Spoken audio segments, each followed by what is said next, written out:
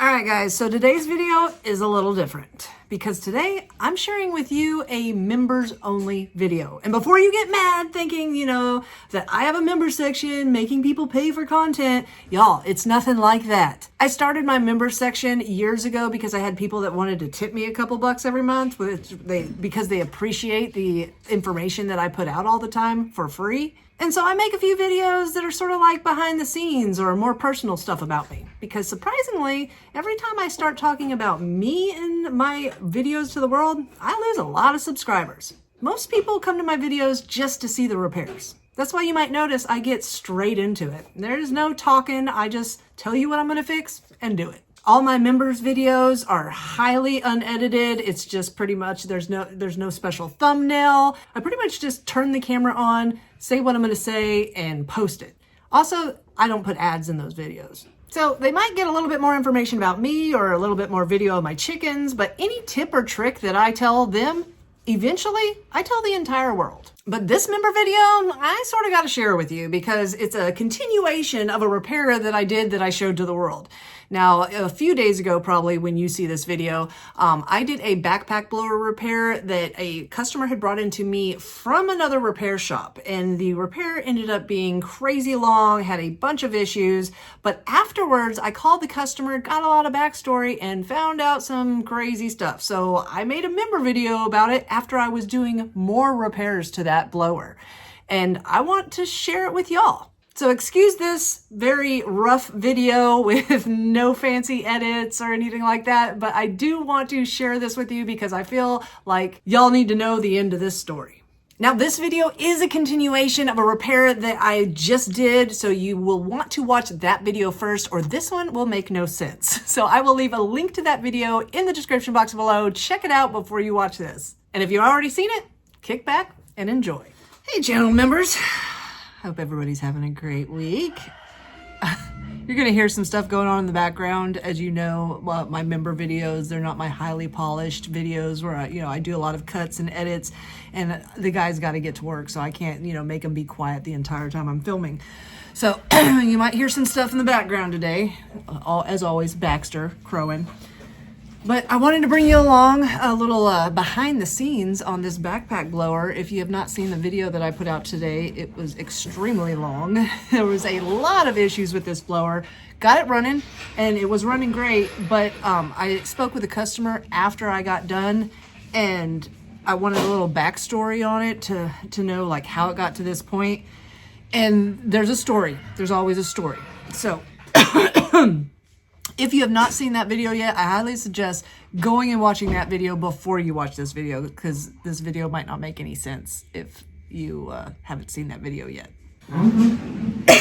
So in that video, I told you that a customer brought this BR430 backpack blower to me and told me that they brought it from another shop, which is a shop in town that I have had issues with some of their stuff before. I dug into it, and I can see where the other shop might have thought that it was a crank bearing, because when you first initially tried to start it, it was making sort of a knocking sound, and it also was bogging out. So that's two indicators of a bad rod bearing. But it also, after looking at this blower and speaking with the owner of it, they could have just given them a reason that they didn't want to work on it. So, I mean, they could have just made something up, because there was so many issues with this that they could have thought that, but at the same time, they didn't look into it at all, obviously. So after speaking with the customer, I don't know, maybe I should stop talking while they're doing all that. That's a little loud. They're pulling a generator off of a truck right now. After speaking with the customer, I said, how did he get to this point? What happened? And he said that he had this blower given to him. The guy said he couldn't get it to run. He said it would start up, but it would just bog down. So he bought a aftermarket carburetor for it. The customer did this. Threw it on there. He said it still didn't run right, so he took it to the shop. Now, the shop didn't say anything to him about any of the other issues or that. He said when he did drop it off at the shop, I don't know if you see my other video yet, but this thing was full of water. He said whenever he took it to the shop, it had some fuel in it, which could have been the same fuel. He said barely any fuel in it. Could have been the same fuel that he had in it from when he had it given to him. Sorry, it gets loud in here. And he said he did not add any fuel to it. So that full tank that you see me pour out in the video, that is the gas that the repair shop that it was just at, put in this blower. So they put that gas on top of a bunch of water. That's not good. But they said, they couldn't get it to run. So he said he just directly brought it to me from the other shop. So what my assumption is, the initial problem with this blower at all from when the first owner had it is that there was just water in the fuel. Oh, there's a text. There was just water in the fuel. So that guy couldn't get it running, gave it to this guy. This guy didn't change the gas. It still had water in it. He takes it to the repair shop. It still has water in it. And that was the initial problem. That's why he put the carburetor on there. And I've seen so many customers do that, automatically buy a carburetor for something when they haven't checked their fuel. And like I said, guys, 70% of the stuff that comes into the repair shop has water in it. So after speaking with him, I asked him, I said, well, do you still have the original carburetor? Because it probably still works. And it definitely will be better than this aftermarket one. Even though this aftermarket one is running, he can just hold on to it and use it later in case this one ever, goes bad on him. So he brought it in today. But when he brought it in, I noticed, and you might have saw in the video where the throttle cable comes up and goes into the carburetor, there's a little barrel on the end of it. And the piece, it was not attached to the carburetor. And I asked him, why you took this piece off. And he said, well, whenever I got the aftermarket carburetor, the barrel did not fit in the hole that it needed to. And I could see that. Yeah, this is too small. So this aftermarket carburetor had many issues. That's why I only recommend HIPAA stuff, which this is not HIPAA.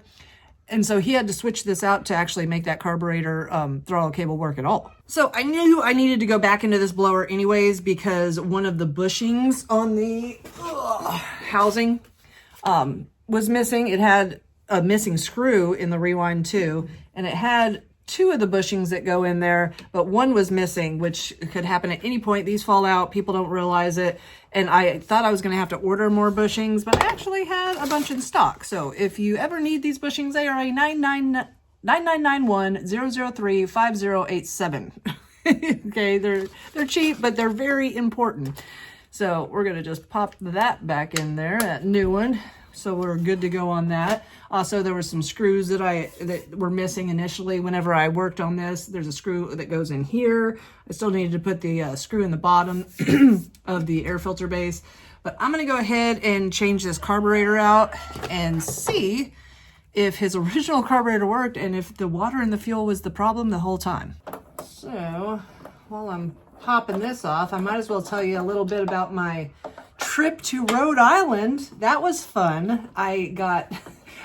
I'm other than being sick for the last 2 weeks, which I totally think happened because I've been going to debate tournaments for high school every other weekend and being a judge because my son is actually competing in these tournaments.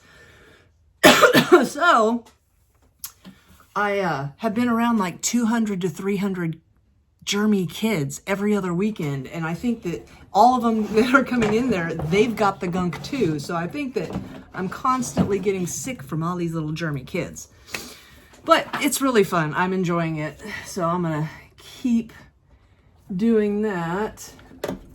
Ow! I just took a chunk out of my finger. Oh, the woes of being a mechanic. Look, I'm starting to bleed a little bit. I just got to remove that so I can get this air filter base off. But it was really cool. I ended up having like 100 mechanics there, and I was really scared because I didn't know, what I could bring to them. I've taught high school students and I teach a lot of homeowners, but peers, it's a little different, What can I bring to them that won't bore them or, hopefully they find interesting. So I made a PowerPoint. I had 2 one-hour sessions. I made a PowerPoint, my first one. It went off really well. And then my second one, I sort of ran out of stuff to talk about, and I had taken a Sudafed, hoping that would clear me up a little bit. And I went brain dead. And so thankfully, we just went on a rant about manufacturers, and they, you know, contributed a bunch of their stories about, undo this gas cap, about the experiences they've had with different units, and it ended up being awesome. And so I ran out of stuff to talk about in like 30 minutes, but the class ended up going like over an hour and 15 minutes just from us going back and forth. So it was really cool. I got over my my scared, you know, speaking part of it, because, you know, it's really easy to talk to your camera, but talking to the, you know, 100 people in a room, it's a little different. Okay, I got that back fuel line off. Leave my mounting gasket on there. And yeah, I'll show you the difference in these two parts on the carburetor. Maybe you can see it. I don't know if you're going to see it that way. Well, maybe you can if I put it up on my hoodie there. One's got a very large hole and one does not. So the end of this barrel won't go through. Oh my gosh, I'm bleeding like a sieve. Okay. So I'm going to have to move that piece over to the other carburetor.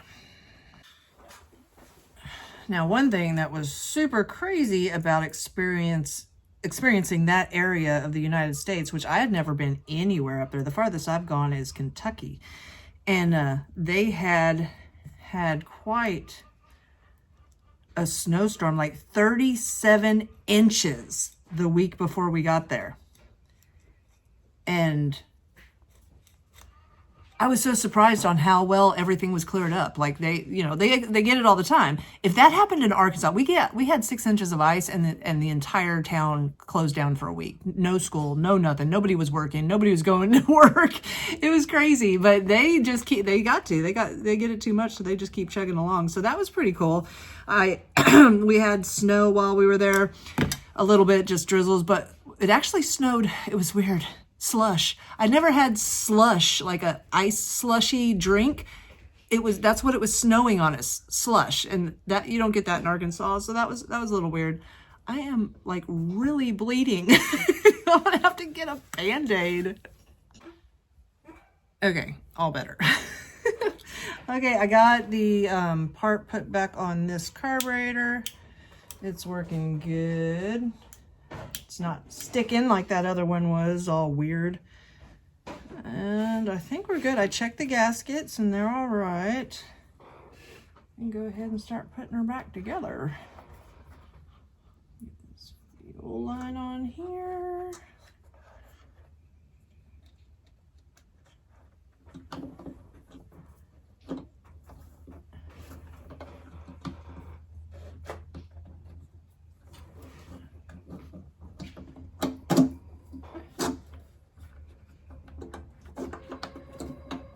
Good. Let's check our throttles working and put our cover back on. I'm just popping her back together. Everything's good. I'm gonna just do some movie magic and edit to it all put back together, because if you watch my other video, you saw me take it apart and put it back together a couple times already. Now, I'm going to assume that the customer probably did try to do some adjusting on this carburetor before they got another carburetor.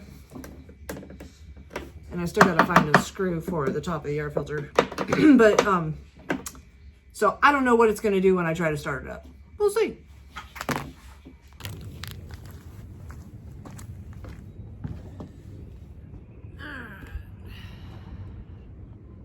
Got a customer pulling in with a tiller. Got it primed up. It's on choke.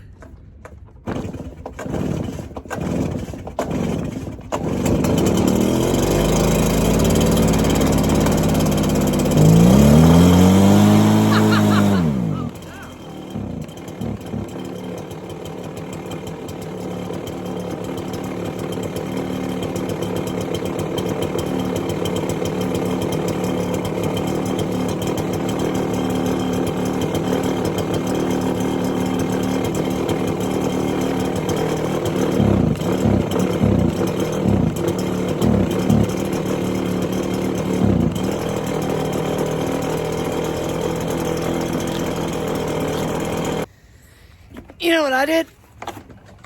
Ugh, I did something really stupid. I put her all back together without removing the limiter caps on the carburetor. And so I couldn't adjust her out that quarter turn I need to get her to throttle up. Let me go back and do that. All right. As you can see, I got a couple limiter caps on there, prohibiting me from giving it all the gas it needs.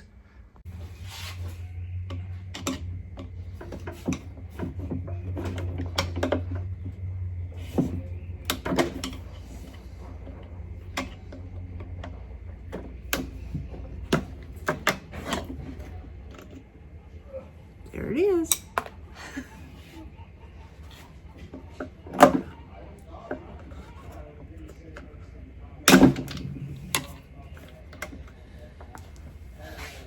So I know this thing was starving for fuel to run high, so I'm gonna go ahead and automatically come out a half turn on it. I might have to come out more. All right, do over. Let's see. She might just start without choking and priming her.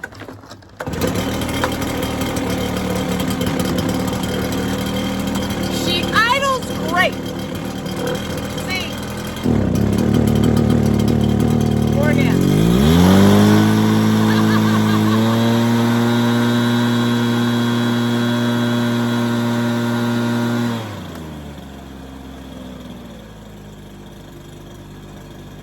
Wow. Wow.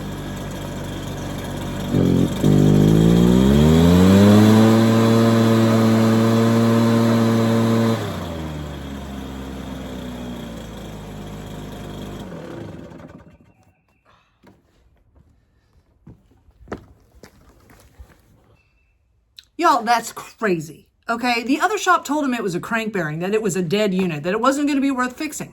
He brought it to me, and lo and behold, yeah, it runs fine.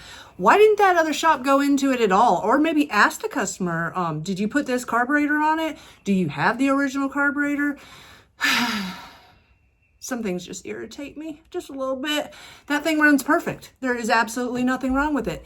This guy, the owner of it now, had it given to him for free because the previous owner left water in their fuel. They didn't know what was wrong with it, so they just gave it to this guy. This guy left that fuel in it, took it to the repair shop with water in it, and the repair shop didn't change the fuel, didn't check to see if there was water in it. That's nuts. Completely nuts. And that is why I make these videos. So channel members, hopefully you like this behind the scenes.